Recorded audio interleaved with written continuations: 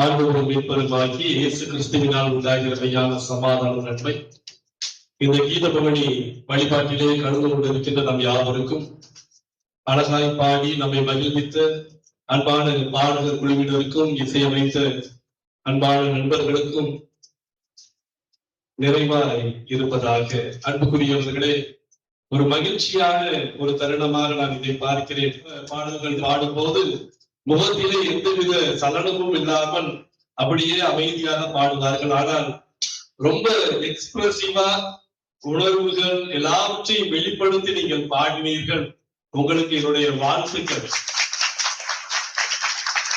இங்கே எழுதப்பட்ட பாடல்கள் எல்லாம் பாத்தீங்கன்னா கிளாசிக்கலாக இருந்தது, சில பாடல்கள் ரொம்ப ட்ரெடிஷனலா இருந்தது, சில பாடல்கள் ரேடிக்கலா இருந்துச்சு, தியலாஜிக்கலா இருந்துச்சு, ஈக்கலாஜிக்கலா இருந்துச்சு. இப்படி ஒரு பயங்கரமான காம்பினேஷன் இந்த கீத ஆராதனையில இருந்தது நான் பார்த்து நிச்சயமாகவே மகிழ்ந்தேன். உங்களை வழிநடத்திய அந்த பாடகர் குழுவை வழிநடத்திய அந்த கண்டக்டர்ஸ் எல்லா காரணங்களையும் நீங்க அப்படியே உங்களை சமர்ப்பிச்சிருக்கிறீங்க. அதைத்தான் என்னால பார்க்க முடிந்தது. ஆயரம்மா, அப்புறம் ஆர்கனிஸ்ட், இந்த இசையை முன்னின்று நடத்தியவர்கள் கரங்களில் நீங்கள் ஒரு கருவியா கொடுத்துட்டீங்க. இப்ப ஒரு பாடல் மாற்றுவதற்கு அங்கே ஒன்றுமே கிடையாது. என்னைக்கு நாம தண்ணீராய் மாறுகிறோமோ அப்பொழுதுதான் மாற்றங்கள் உண்டாகும். எவ்வளவு டேலண்ட் இருக்கும், நமக்கு பாடல் தெரிஞ்சிருக்கும், நமக்கு இசை தெரிஞ்சிருக்கும், எவ்வளவு தெரிந்திருந்தாலும் அந்த நடத்துகிறவர்கள் கரங்கள்ல நம்மள தண்ணி போல ஒப்பு கொடுக்கும் போதுதான் நீங்கள் ரசமாக மாற முடியும். நீங்க எல்லாருமே அவ்வளவு ஒபீடியன்ட்டா நீங்க ஒப்பு கொடுத்திருக்கிறீர்கள் என்பதை நான் நிச்சயமா நம்புறேன். அதனாலதான் இவ்வளவு அழகான இந்த முந்தின ரசத்தை காட்டிலும் பிந்தின ரசம், நான் நினைக்கிறேன் சென்ற காலங்களை காட்டிலும் இந்த நாளின் நிகழ்ச்சி உங்க எல்லாருக்கும் மிகுந்த சந்தோஷத்தை தந்திருக்கும் என்று சொல்லி நான் நிச்சயமா நம்புறேன். ஒரு போதகர் அவரு செய்தி கொடுத்துட்டு வீட்டுக்கு வரும்போது அவருடைய மனைவியை பார்த்திருக்கிறாரு. அவங்க ஒரு ரூம்ல அழகான ஒரு பெட்டி, அந்த பெட்டிக்குள்ள அவங்க சில பொருட்களை வைத்திருந்தார்களாம். போதகர் போய் கேட்டாரா, என்ன இந்த பெட்டி? நானும் பல வருடமா கேட்டுக்கொண்டே இருக்கிறேன், ஒரு 40 ஆண்டுகளா நான் பாக்குறேன், நீ அந்த பெட்டியை பாக்குற, மூடி வச்சுட்டு போயிடுற, எனக்கு என்னன்னு காட்ட மாட்டேங்கிய, இன்னைக்கு நான் அதை பார்க்கணும்னு விரும்புறேன் அப்படின்னு சொன்னாரா. உடனே அந்த அம்மா சொன்னாங்க, இல்ல அதெல்லாம் நீங்க பார்க்க கூடாது, நீங்க பேசாம போயிடுங்க அப்படின்னு சொன்ன உடனே அன்றைய தினம் போதகரால பொறுக்க முடியல. என்ன 40 வருடங்களாக பொத்தி பராமரிக்கக்கூடிய என்ன விஷயம் அந்த பெட்டியில இருக்குது, இன்னைக்கு பார்த்தே தீருவேன்னு சொல்லிட்டு அம்மா வெளியூர் சென்றிருக்கும் போது வேகமா போய் பெட்டியை திறந்தாராம். அந்த பெட்டிக்குள்ள 3 முட்டையும் 10 லட்சம் ரூபாய் பணம் இருந்ததை பார்த்த உடனே போதகர் திருப்பி அந்த அம்மாவை போய் கேட்டிருக்கிறாரு, ஏமா இந்த பெட்டிக்குள்ள 3 முட்டை இருக்குது, 10 லட்சம் ரூபாய் பணம் இருக்குது, இதெல்லாம் நீ எனக்கு காமிக்காம இத்தனை நாள் மறைத்து கொண்டு இருந்தாயா அப்படின்னு கேட்டாங்களாம். எதுக்காக இந்த 3 முட்டையும் 10 லட்சம் ரூபாய் பணத்தையும் மறைத்து வச்சிருக்கிற அப்படின்னு கேட்கும் போது அந்த அம்மா சொன்னாங்களா, இல்ல நீங்க எப்பெல்லாம் சரியா பிரசங்கம் பண்ணலையோ அன்னைக்கு நான் முட்டையை தூக்கி கொண்டு வந்து வச்சிருந்தேன். உடனே போதகருக்கு பயங்கர சந்தோஷம். ஏன்னா 40 வருடம் ஊழியத்துல எத்தனை முட்டை தான் இருந்திருக்குது? 3 முட்டை தான். அப்ப அந்த 10 லட்சம் ரூபாய் பணம் கேட்டாரா, எல்லா முட்டையும் வித்து காசாக்கி வச்சிருக்கிறாங்க. அதனால இந்த பிரசங்கம் உங்களுக்கு எப்படியாவது பிரயோஜனமா இருக்கும், சரியா? உங்களுக்கு முட்டை வாங்கினாலும் உங்களுக்கு லாபம் தான், நல்ல பிரசங்கமா இருந்தாலும் லாபம் தான், சரிங்களா? அதனால சந்தோஷமா ஆண்டோடைய வார்த்தைக்கு நேராக நாம் கடந்து வருவோம். ஒரு பாட்டு பாடணுங்கிற மனசுல வந்தே பார்த்துக்கோங்க. நீங்க பாடுறத பார்த்த உடனே நான் பாடுறதா வேண்டாமா அப்படிங்கிற ஒரு எண்ணத்துக்குள்ளேயே போயிட்டு ஒரு பாடல் தான். நான் எழுதின ஒரு பாடல், விண்ணுலகம் தீரந்ததே வண்டுலகம் பகிரவே, விண்ணுலகம் தீரந்ததே வண்டுலகம் பகிரவே, இளைஞரோ தனியுள்ளதா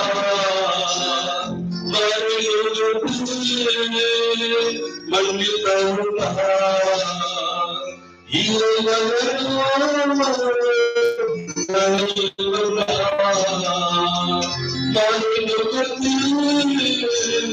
முதல்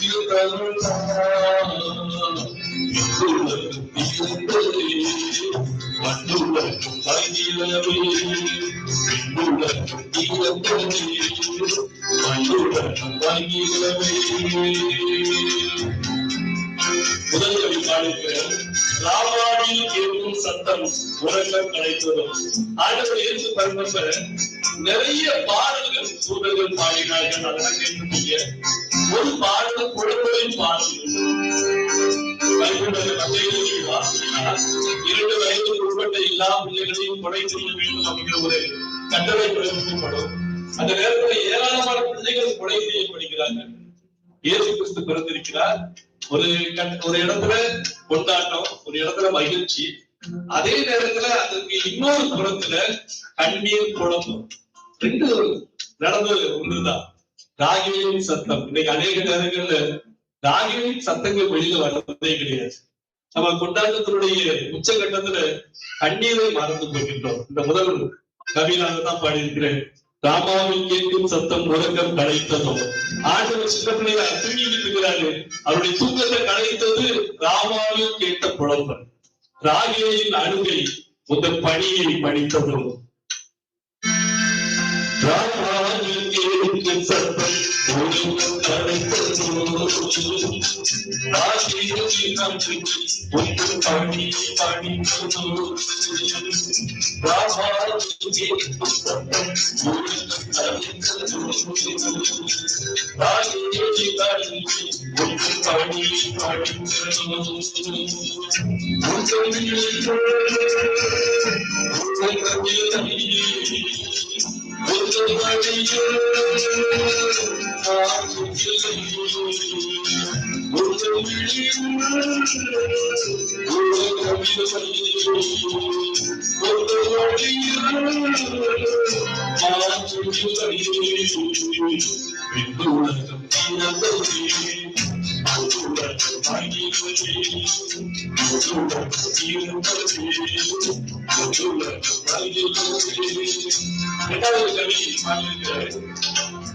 மழலை மழலை சத்தத்திற்கு நிகரான இசை இருக்குதா?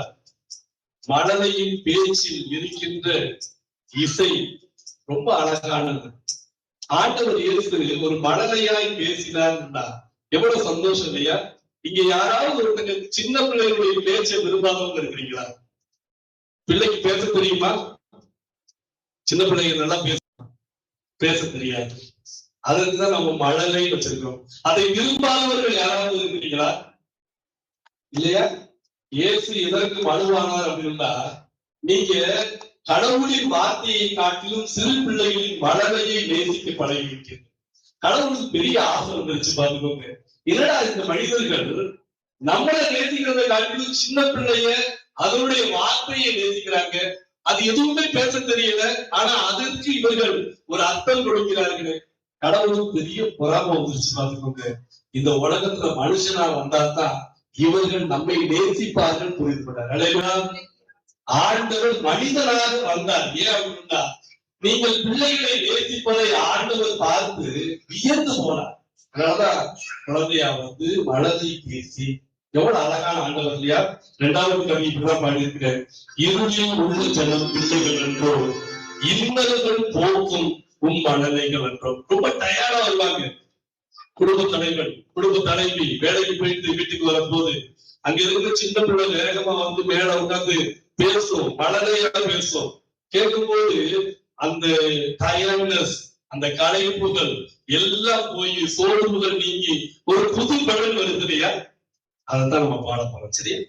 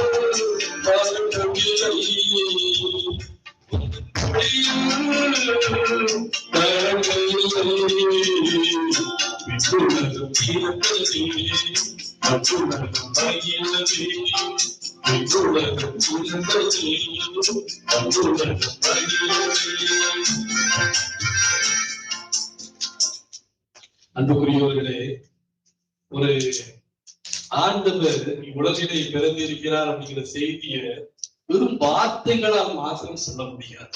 அதனாலதான் பாடல்கள் அப்படிங்கிறது என்னன்னா உணர்வுகளின் பெருக்கம்.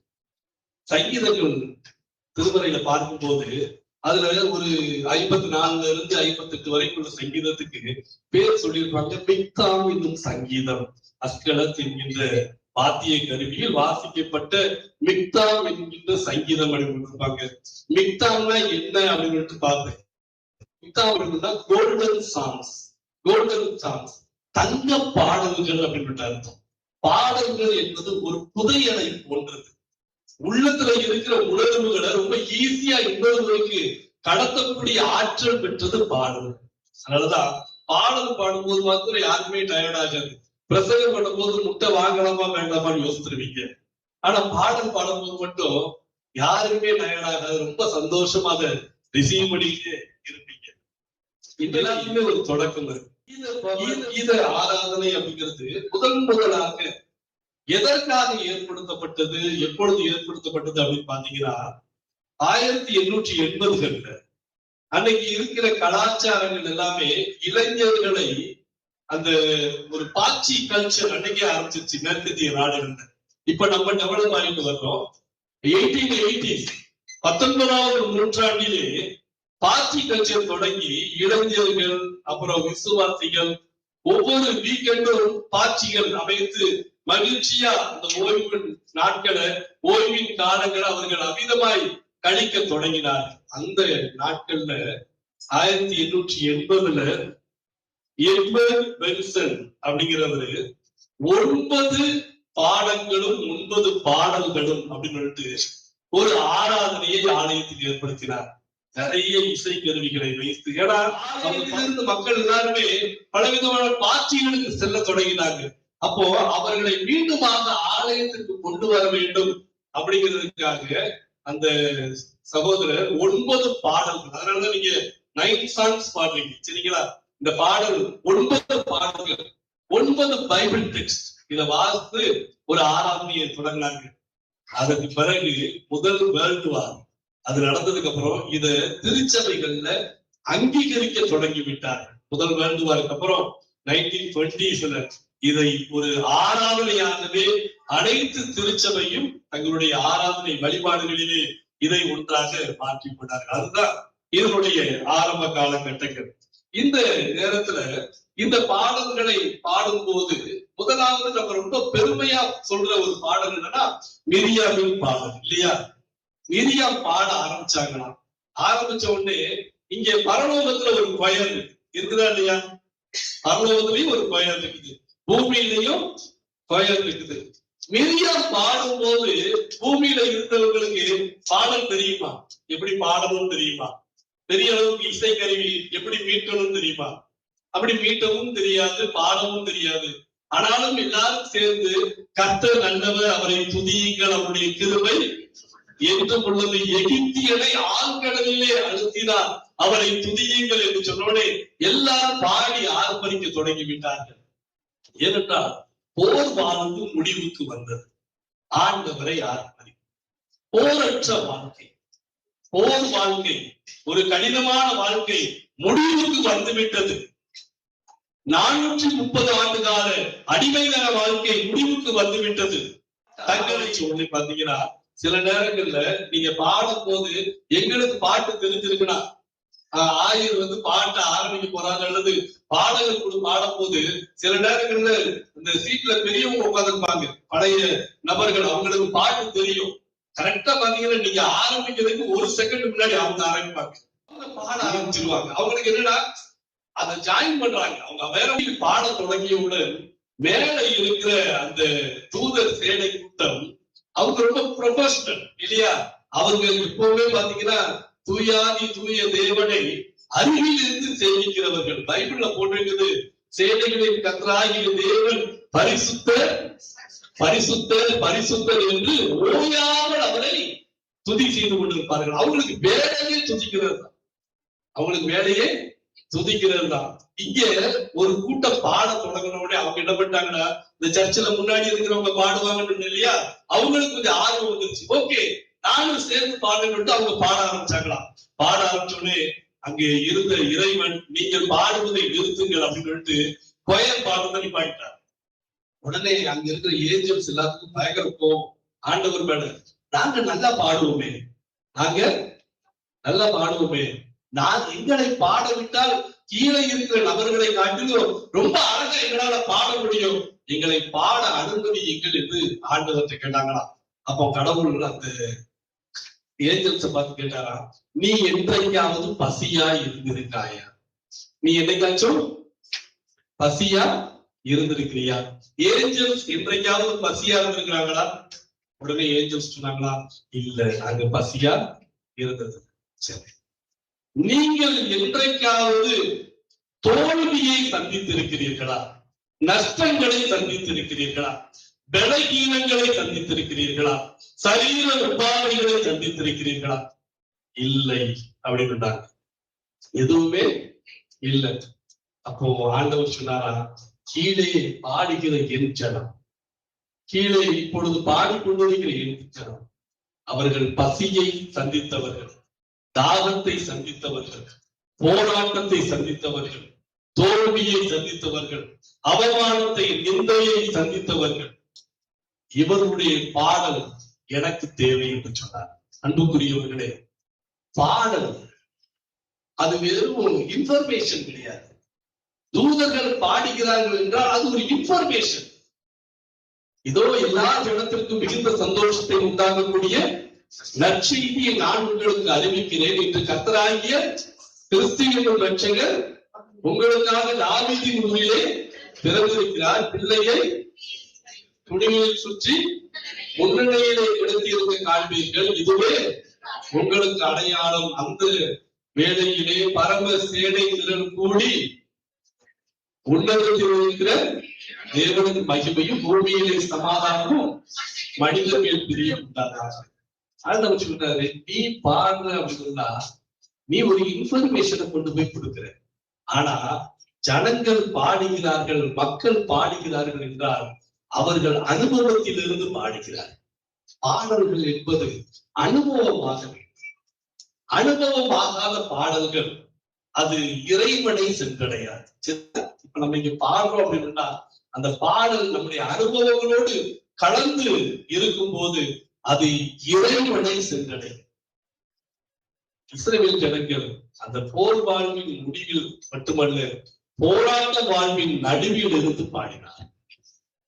அப்படி போராட்ட வாழ்வின் நடுவில் இருந்து பாடினதனால்தான் இறைவன் அவர்களை அங்கீகரித்தார். நீங்க பைபிள்ல பாருங்க, பாடியவர்கள் எல்லாருமே மரியாள் பாடினார், அண்ணாள் பாடினார்.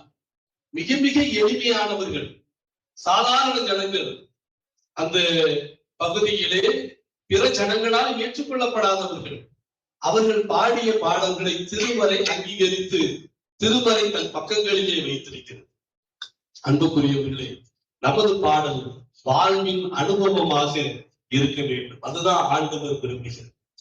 இன்னொரு செய்தியை நான் சொல்லி நிறைவு செய்ய விரும்புகிறேன்.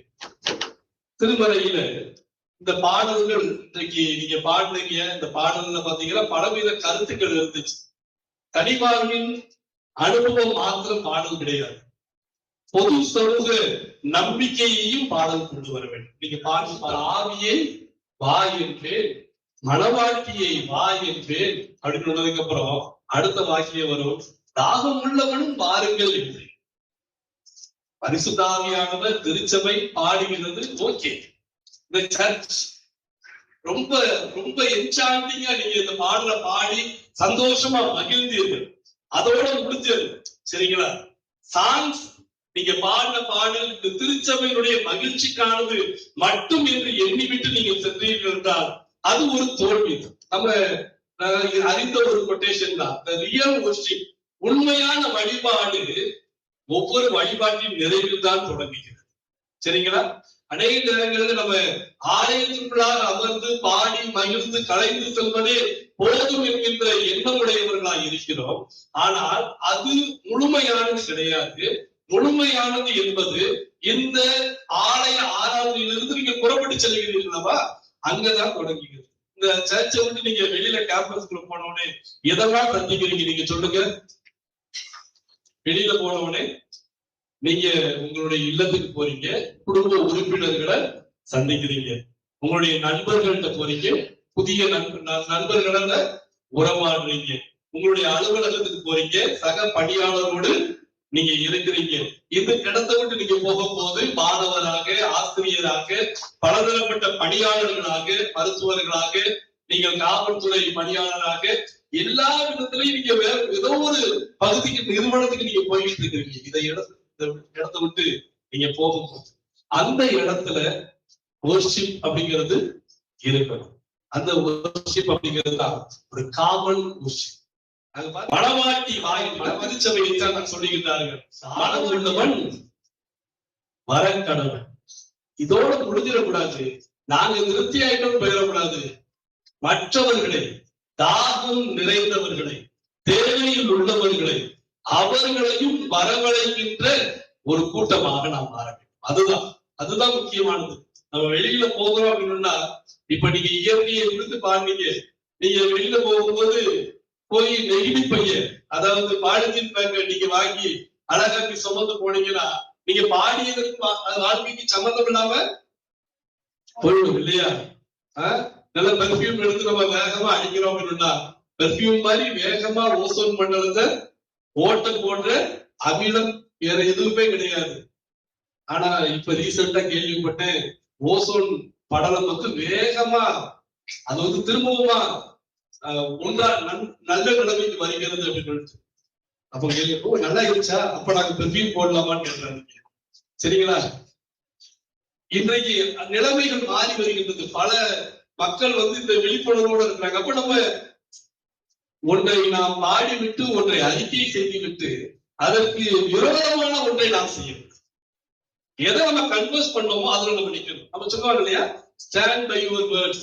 உன் வார்த்தையில நீ நில்லு. நீ எதை சொல்றீங்களோ அதுல நில்லு, கடைசி வரைக்கும் நில்லு. அதுல எவ்வளவு பாடுகள் வந்தாலும் பரவாயில்ல, பேஸ் பண்ணிக்கலாம். ஆனா நீங்க உன் வார்த்தையில நில்லு அப்படின்னு.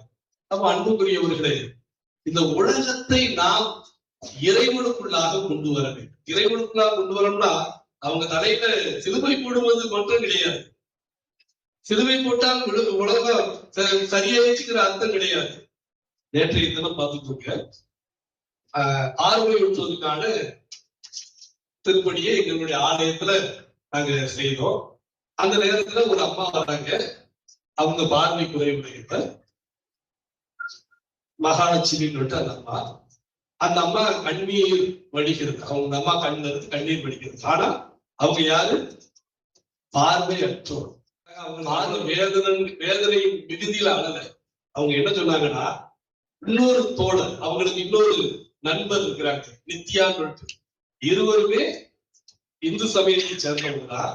இந்த அம்மா சொல்றாங்க, இந்த நித்யாவுக்கு ரொம்ப சுகவீனமா இருக்குது. அவங்களுக்கு உடல்ல இருக்கின்ற சதைகளை எடுத்து எடுத்து ஆபரேஷன் பண்றாங்க. இப்பொழுது எடுப்பதற்கு சதை இல்லை, ஆனா நீடு இருக்கு அவங்களுக்கு.